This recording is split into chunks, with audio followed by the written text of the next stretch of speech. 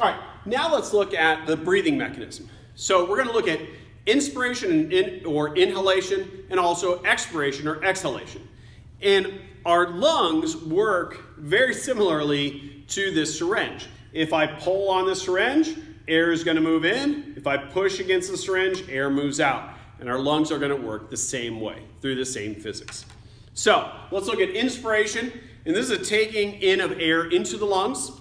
And so what's going to happen here is that we are going to contract the diaphragm. So this is the diaphragm right here. All right. And so by contracting the diaphragm, that's going to move down. So here it is at rest. Here it is contracted, moves down. It's going to push down against all the organs in our abdominal pelvic cavity.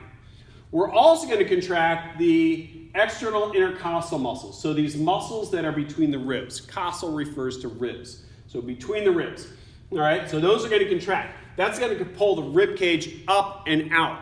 And so what happens here, if we increase the volume in our thoracic cavity, that's then going to decrease the air pressure in the thoracic cavity. So air will move into the thoracic cavity to equal out air pressures, just like what happens when I pull on this syringe. I'm increasing the volume here, so air moves in to keep air pressures equal. All right? So, if we want to take a deep breath, we're going to have some other muscles involved here. So, our pectoralis minor, all right, and our sternocleidomastoid, that muscle, are going to help lift our rib cage more. Now, in expiration is also known as exhalation. This is the expulsion of air from the lungs.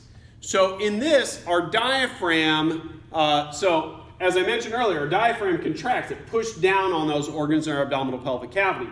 So what's going to happen here is we're just going to relax that diaphragm. And so all these organs in our abdominal pelvic cavity are essentially going to push back. All right? Next, we're going to relax those external intercostal muscles here. And so our rib cage is going to depress.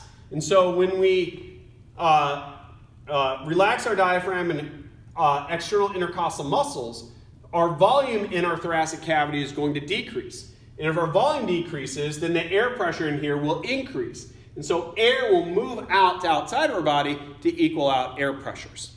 All right? Now, normal expiration is just a passive process. Those muscles that we contracted in inspiration, all we're doing in normal expiration is relaxing those. All right?